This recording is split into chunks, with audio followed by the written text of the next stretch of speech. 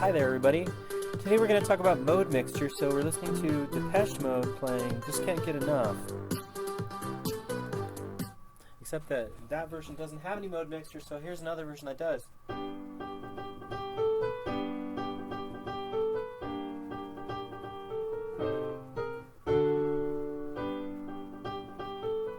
Like that. Mixes up major and minor. That's basically what mode mixture is, folks. Let's get started.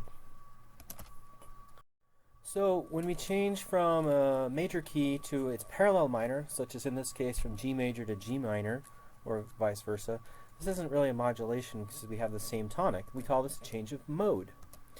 So basically major and minor are two different modes. They're two types of modes on G.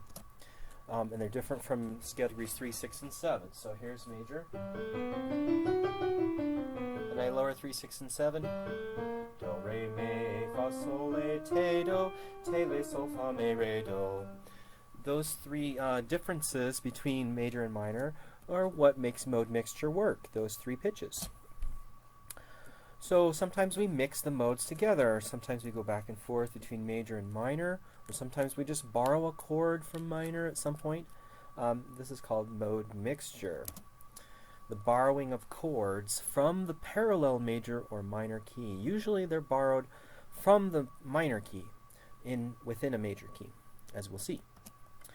And they can replace the standard or non-borrowed chords in the regular key. So I could borrow the minor 4 from the parallel minor key rather than using my typical major 4. So for example, this progression 1, 4, 5, 1, I could have minor 4 and then go back to major. Just borrow that minor 4 from G minor and then I give it back.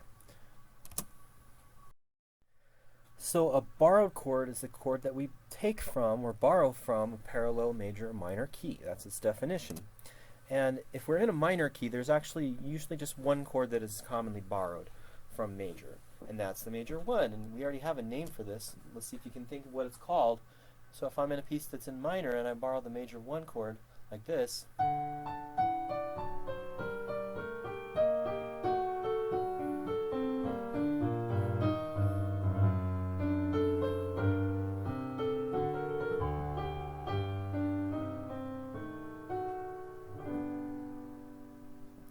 right? What do we call that when you get a major chord at the end of a piece in minor? The Picardy third, right. So that's actually a borrowed chord. We're borrowing it from, in this case, G major, right? Okay. This was a common practice back dating to the Renaissance when composers and theorists didn't consider minor triads to be strong enough to end the piece. So they started ending the pieces with major triads even when the piece was in minor.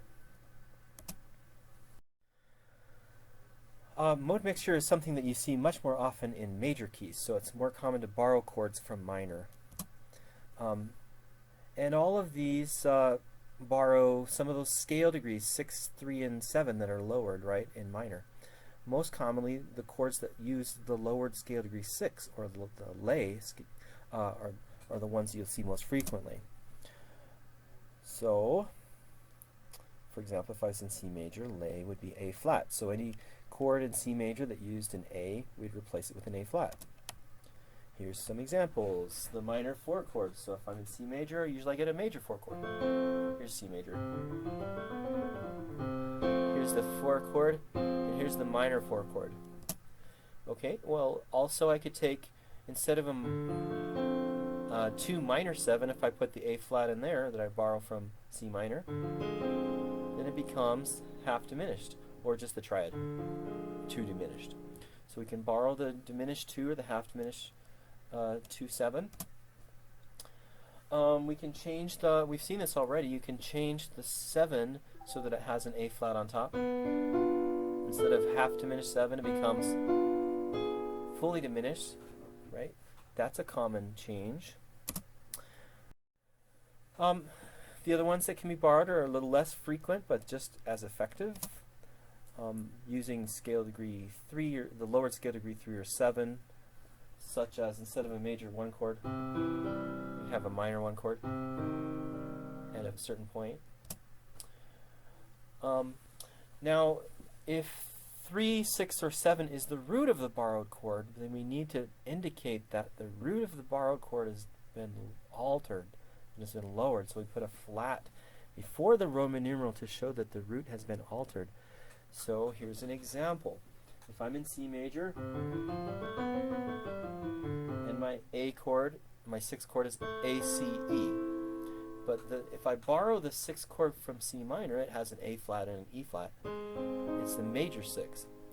Note that though the root of this chord, if I borrow it from minor, is different from the root of the regular 6th chord, so we call this a flat 6. The root of the flat 6th chord is A flat, which has been borrowed from C minor in this case. Similarly with the flat 3. Normally in C major, my notes are E, G, B. That's a minor 3 chord. But in C minor, I have an E flat and a G and a B flat. That's why it's a major 3. So when we borrow that chord from C minor, it's a flat 3 chord. It has a lowered root. And lastly, the flat 7. This is much less frequently borrowed, I guess, because it's not even used that frequently in minor keys. But if you did borrow it from a minor key and you borrowed that B flat, you can have a flat 7 chord. Right? So those are some options. Anything that occurs in the parallel minor can be borrowed. Okay, so here's a summary of the chords we've been talking about. First of all, on the top we have the regular chords in C major.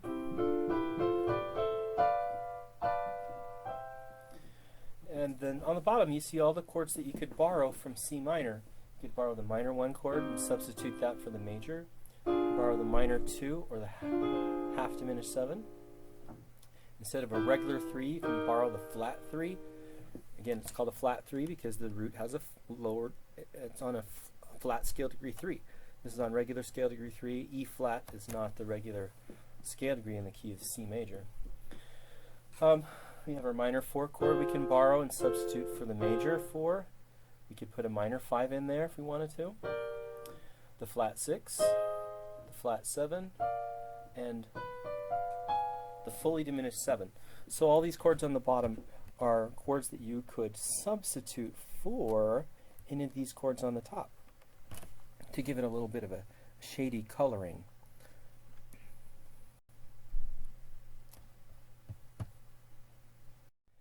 And that's a good word for the effect that these borrowed chords have. They make the music sound a little shady. Composers might use them to color the music. If the words are something mysterious or a little sad, maybe some borrowed chords will be used to convey that. And there's 2 ways that mode mixer can happen. You can just substitute in a borrowed chord for just one chord, or you could do an entire passage in the parallel minor. So I could play a phrase in major and then repeat the phrase in minor, for example. It is also possible to use borrowed chords to modulate. Here's how that works. If you change your mode, it's not a modulation, but it does open a brand new set of closely related keys. So you can modulate to more places. So, for example, if I'm in C major, and then I change the mode to C minor, now I have all the 5 keys that are closely related to C minor, which are different keys than the ones that are related to C major. So mode change can be used to get to more distant keys. Okay, that's the brief introduction to mode mixture, and I think you're ready for the quiz.